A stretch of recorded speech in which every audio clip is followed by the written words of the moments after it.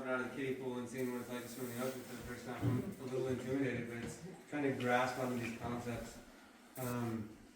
This idea of relevance, I'm trying to make it more relevant to me. Like the way I learn is like to compartmentalize. Okay, this concept seems really cool, and how is knowing that going, like, is it like Neo stopping bullets? Like I'm seeing that. I'm seeing like where's the revolution in the usability of bringing that in conceptually to the framework collectively and individually.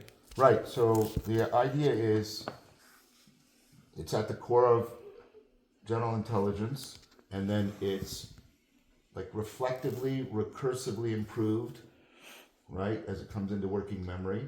And then with you know what metacognition is? Your ability to reflect on your own cognition and change it. Yeah.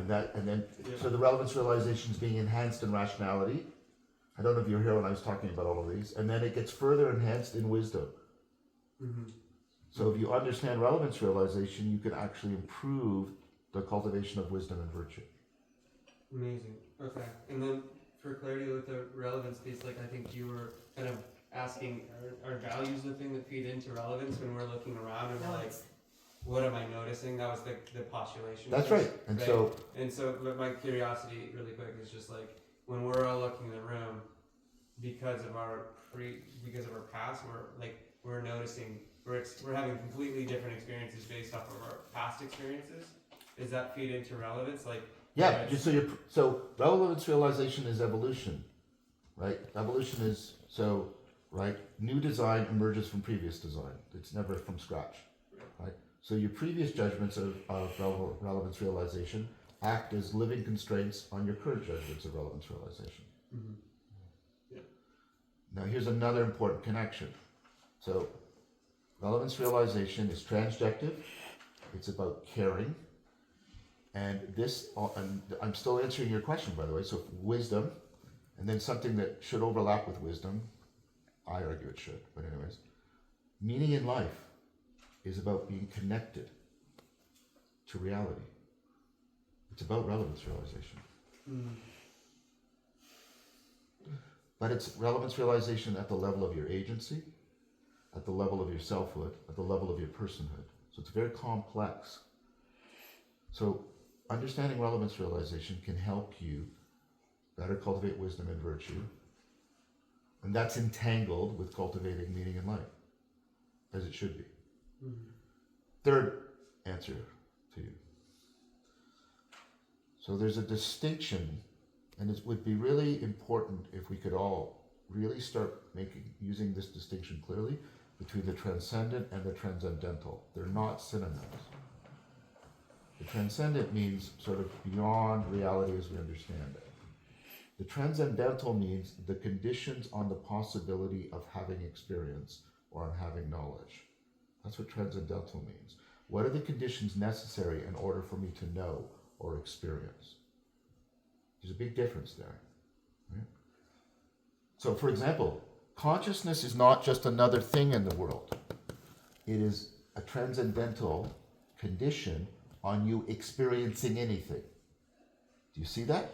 Consciousness obviously exists. I'm not saying it's an illusion, but it's different from other things because other things are there, but consciousness is a transcendental condition. It's what makes it possible for you to experience the other things or know them. Does that make sense? Yeah, just like you said, it's below the dichotomy. Yes, and relevance realization is also a transcendental. It is the condition that makes experience and knowledge possible, which opens up the possibility for a fourth answer, that relevance realization can tell us something very important about consciousness. It's highly improbable that these two transcendentals have nothing to do with each other. Yeah. And I bet you care about your consciousness. I do. I think the follow-up question, if you feel like answering it, if not, that's fine. But do you have a predictive sense of us coming into a greater collective understanding of what consciousness is? Because that's always been a huge curiosity of mine. So the problem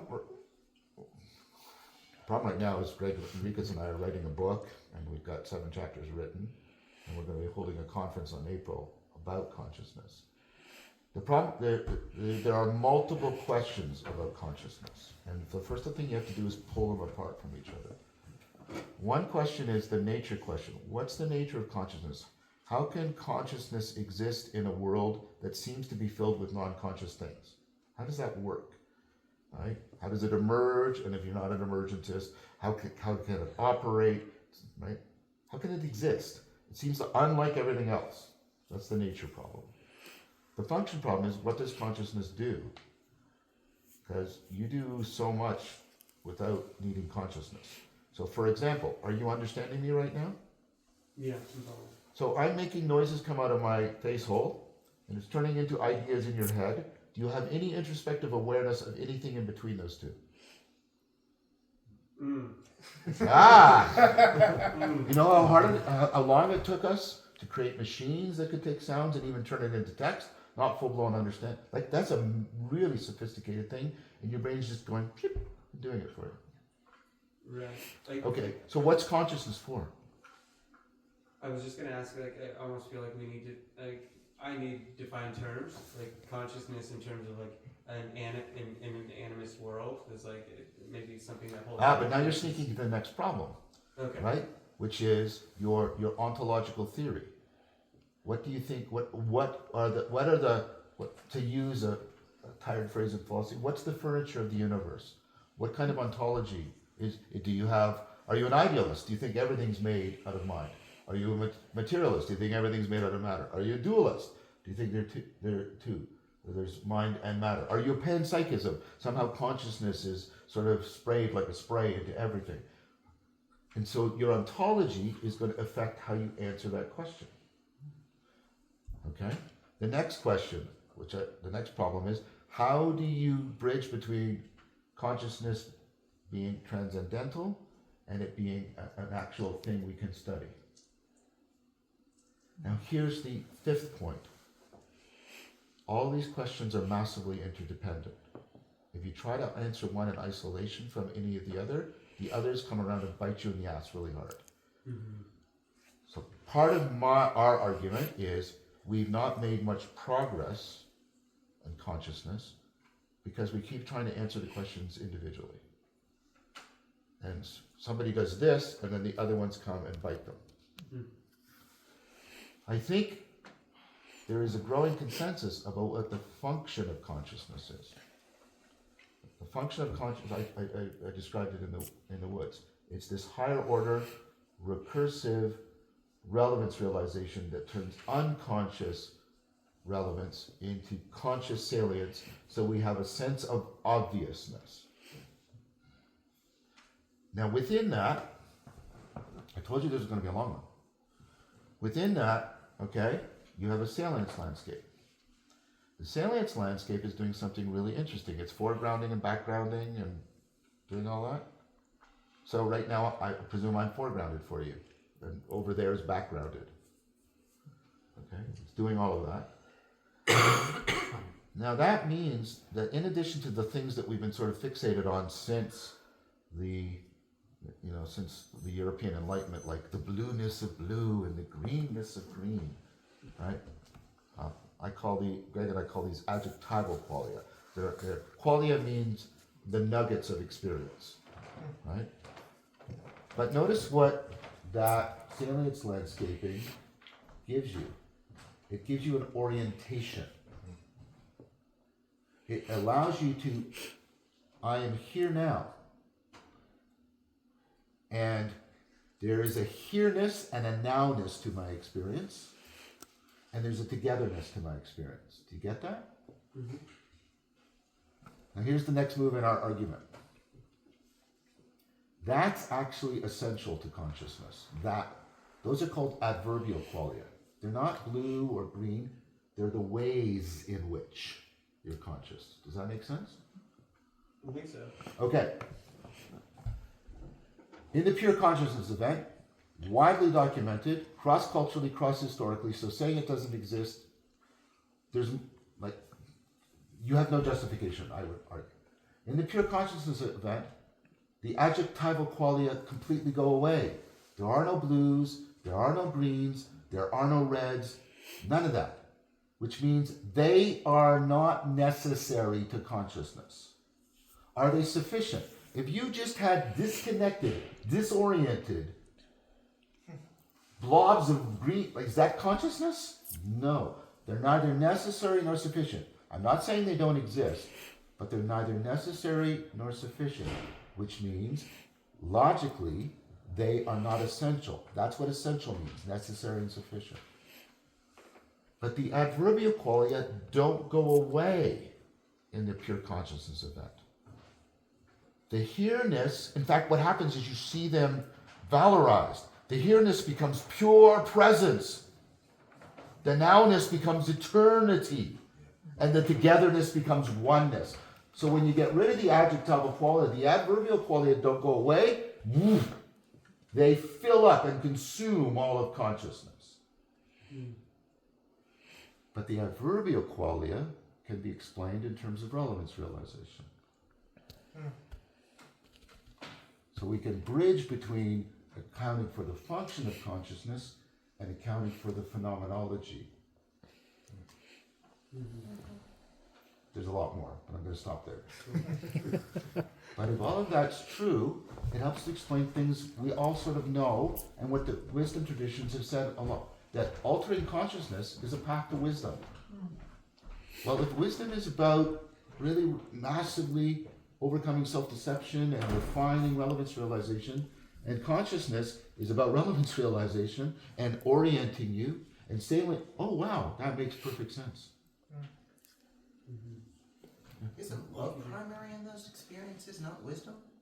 Oh, well, I think love is a way in which that fundamental care gets. So I'm gonna make some moves, and if you want to object, do. Okay. So what I'm objecting to, I'm not objecting to you because you haven't said anything. That's good, right? I'm objecting to, okay, love is not a feeling. Okay? You have, like, feelings are, like, we blur between these terms. Let's be really clear.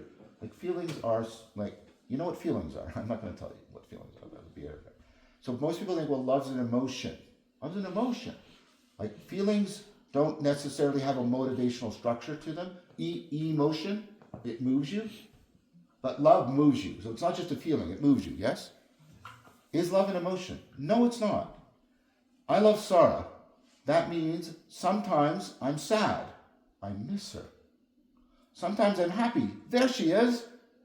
Sometimes I'm angry. You better not fuck with Sarah. Love is an existential stance. If you understand it that way, then you can see that love is a conscious exaptation of that existential stance that's the fundamental caring at the core of relevance realization. Love is part of wisdom. It is how we lift relevance realization up towards wisdom. Isn't sadness love? Isn't sad? No, you can be sad without. What do you mean? Sadness is an element of love. You feel sad because of love. I can also feel sad because of other emotions. I can feel sad because of other stances. If we don't just simply equate love with desire, which I think is a mistake, then there's lots of states of desire that can cause me sadness that have nothing to do with what I love. It feels to me that love is a quality of reality. It is the basis of reality. What do you mean by that? It's just an experience. So, do you think all of reality is your experience? No, I don't think all of reality is So shared who's experience. having the experience of love? I think we all are. So if there was none of us, there wouldn't be that element of reality? No, I think there would still be love. Okay, so it's not our experience or even all of our It's experience. an experience we share. But even if we don't share it with each other, would it still be there? Yes. So, It's in the animals. okay. Would it exist if there's non-sentient beings?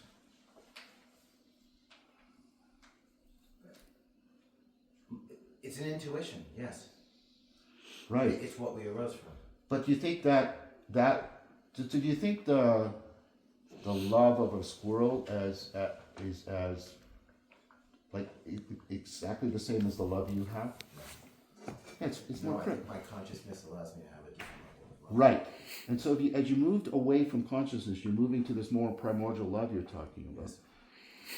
How do you know that's distinct at that bottom level from what we're talking about here, about intelligibility and fact and value being Sorry, faith. You have faith that it's different? Is that what is that your- Sorry? You have faith that it's different? Faith that what's different. I'm sorry. I think I didn't ask you about its existence. I asked you about is it different from what we're talking about here, the sort of fundamental care, fundamental intelligibility. If you said this more primordial love is different as we move away from consciousness, yes? I think that informs fundamental intelligibility. And I think that projections occlusion. So the difficulty I'm having then is when I keep trying to get to how it is independent of us, you keep returning to us. Why would it be independent of us? It's part of us. Because I assume fundamental reality pre-existed us. I assume there was a time when there was even no life in the universe. From fundamental reality. Pardon me? How are we separate from fundamental reality? Maybe I don't understand your term. Every Cadillac is a car. That doesn't mean every car is a Cadillac. Okay. Because we are part of fundamental reality doesn't mean that fundamental reality is us. Or I don't know. Maybe the philosophical stuff loses me. Well, I don't want to. I'm not trying to bully you. I don't want to. I don't feel bullied. I just don't get what you're saying. What if fundamental reality can exist without us? Right? We are not constitutive. We're not generative of fundamental reality. It's more true to say that fundamental reality generates us than we generate it. Would you agree? So it can't. So it doesn't. It's not there without us then. Like I think you're an idealist, Dan. I don't know what an idealist is. An idealist is someone who believes that ultimately, at the fundamental level, reality is a mind type thing. That would work for me. Yeah. Okay. That would work. That's what I was trying to get at. That would work for me. So, and I was giving you, and we're not going to resolve this here. What I was doing was trying to. I presumed that was the case, and it wasn't an unfair presumption. Okay. I was presenting you with the classic problems that idealism faces, which is things seem to have existed for billions of years without there being any sentient creatures. How can mind be necessary to reality if that's the case? It's not just our mind. Then you have God. Yeah. And that's the answer that Berkeley gave, the guy who came up with idealism. So what we need is a mind, because if things only exist insofar as a mind is aware of them, right, we need to account for how things keep existing when none of us are aware of them. Tree falling in the forest. Yeah. And so he said, well, we need a mind that is looking all the way, everywhere, every level, at everything all at once, all the time. And he came up, he said, and he was very happy because he's a bishop, and he discovered a new argument for the existence of God. What do you mean by looking at? Aware, knowing. I can live with aware. I can't live with will. With what? I can't live with will. I can live with aware. With will? Yes, that God has will. I don't think I said will. Okay. But No, I just want. Yeah. I don't always understand where you're coming from, so I just want to make. Yeah, me too. John? So when you move to there, so I want to say something that is not going to like have the last word and bully you. I'm trying to be educational here. That's my intent. When you move there, it's very hard to keep idealism separate from a religious orientation, because the problem comes that then you get into, but which conception of God are we talking about here? And if we admit pluralism, that there have been and continue to be Yes. multiple conceptions, then we seem to be back to the same problem what is beneath all the different viewpoints of God that's the reality of God. Well, we're humans. How are we going to figure it out? That's fine. But the point is, and perhaps that's what you meant by faith. But then the idealist, all I'm trying to say is the idealist gets into a position where they ultimately need something beyond our knowledge of in order to determine which of the various viewpoints of God is the real one. I think you have to follow your heart. Yeah, but your heart can mislead you. Yeah. Less than your mind. Less than your mind. No good evidence of that. The Romantics taught us that, but if we look at it very carefully, because they're actually not separable from each other. My experience is when they're all working in concert without That's a arguing better with answer. each other, then yeah, spirit mind is what I call it, and that's how I approach reality. Because the more they are mutually correcting, but that's what Yes. we were talking about earlier. That's Yes. wisdom. The more they're mutually correcting each other. I call it spirit. Because, like, your computorial explosion, Computational. whatever, like, what's the answer to it? That's what What we is have. the guiding light? The guiding light is relevance realization. The point is, and we are coming to realize this. The world. So this is what. There's a distinction. I'm using these terms in a technical sense. A small world is a world that we can apply a formal system to. We can measure it. We can solve problems in it. We can calculate in it. And there are many small worlds, right? The large world is a world that is combinatorially explosive. It has uncertainty, not just risk. Why does it have uncertainty, not just risk? Risk is when you can assign a probability to a known thing. Uncertainty is when you can't know, because the universe has a capacity to make things that haven't existed yet. So the universe is combinatorially explosive, it's radically uncertain, it's radically ambiguous. There's no one final viewpoint. Why is there no one final viewpoint? Gödel and Einstein. There is no view from nowhere that can grab it all. Okay, so this is my most recent paper. What bridges between what takes a large world and makes it a small world that we can live in? That's relevance realization. That's what the most recent paper argues. That's why relevance realization fundamentally, ontologically, can't be computational. Because computational always works within a small world. Okay, that's my answer to you. I love your work.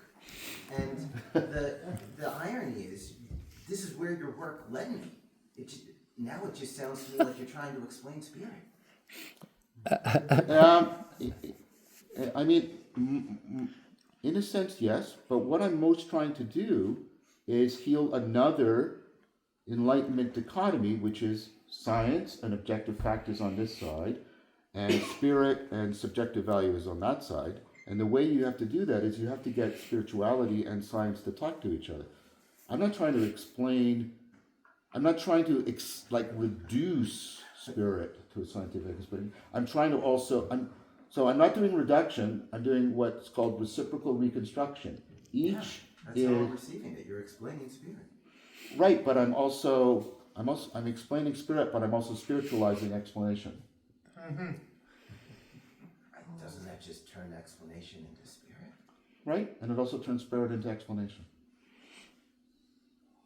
But explanation isn't static and spirit's living, so the explanation is always subsumed by where the spirit takes it. The spirit can only move where things make sense to it, To whom? which is intelligibility. Okay, maybe I should move to something. Yeah. Okay, thank you. That's fun. I was just, I was hoping you I could. hope I played fair with you. I respect you a lot. I don't know why you think you're bullying me.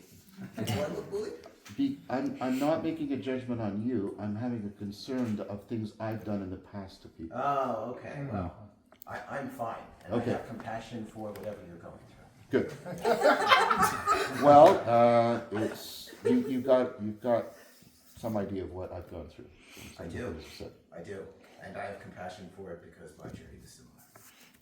Thank you. I was wondering if you could expand on you touched on transcendence and how it factors into the work you hope to work Yeah. towards. So the axial revolution is born out of a notion of transcendence, not just transcendental. And because of the psychotechnologies and everything, we get the ability to transcend our own thinking. We get to see how our own thinking is causing our error. So one of the great insights of the axial revolution is we're responsible for a lot of the violence and the suffering in the world. Is that okay? Yes, yes. But what we can, the very thing that makes us aware of that also empowers us to potentially overcome it. And so wisdom changes its nature. Wisdom is about finding that kind of transcendence. Is that okay? Yes. So the problem for us is we can't leave behind all the gifts of the axial revolution.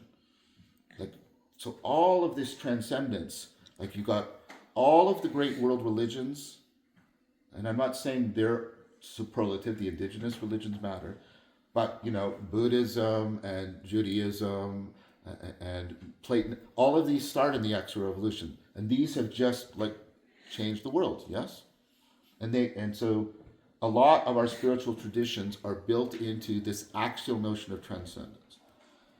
The problem with the axial notion of transcendence is for the West, as we try to make sense of that, we normally, even the word transcendence, I'm going up and over, right? Up and over, right? It's not literally up, it doesn't make any sense. But what people started to think was, well, that's because this world of deception and violence is not real, or it's fallen, or it's sinful, or it's immature. There's various ways of playing this game. But this is not the real world, that's the real world. And the purpose of this world is to get me to that world. Now I'm oversimplifying, and if I'm offending you, if you're a Christian or something, we can make this more sophisticated, right? The problem is that's collapsed because, for two reasons. The notion of the supernatural as separable from the natural world, a dichotomy, doesn't make any sense. That's why as soon as the scientific revolution starts, think about Shakespeare. Shakespeare's in the Elizabethan age. How much does God show up in Shakespeare? That's not God.